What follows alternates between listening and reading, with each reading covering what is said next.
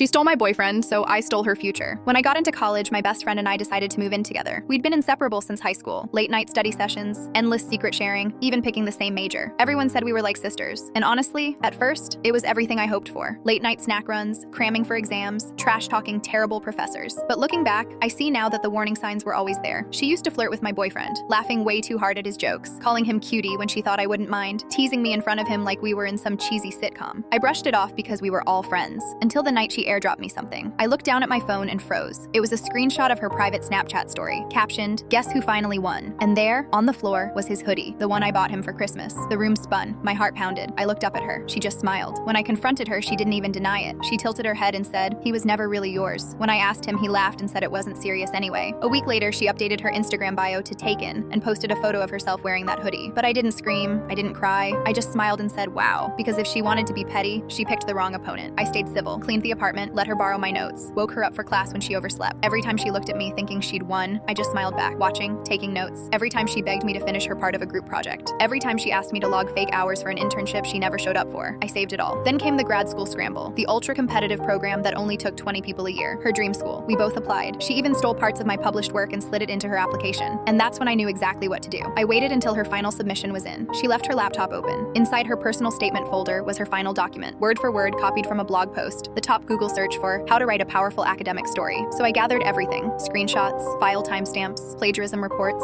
and mailed it anonymously to the university's academic review board. 3 weeks later, she got a notice, application under review. She started panicking, thinking it was about the blog post. She had no idea that was the easy part, because 2 days later, I got an email, a rejection. They said I'd already submitted an application under my name. Confused, I called them, and that's when I found out. She had submitted a second application using my name, my transcripts, my test scores, and my essays. She literally stole my identity to double her chances. Now it wasn't just plagiarism, it was academic fraud. I forwarded everything to the review board. 1 week later, it was over. Her graduation, revoked. Her grad school offer, pulled. Her academic record, permanently flagged. She tried to blame me, saying someone must have hacked her, even dragging it into our group chat, but no one believed her because I had the receipts. She deleted all her posts with him, blocked me on everything, and then vanished from campus like she had never existed, and I just smiled because she stole my boyfriend, and I stole 4 years of her life.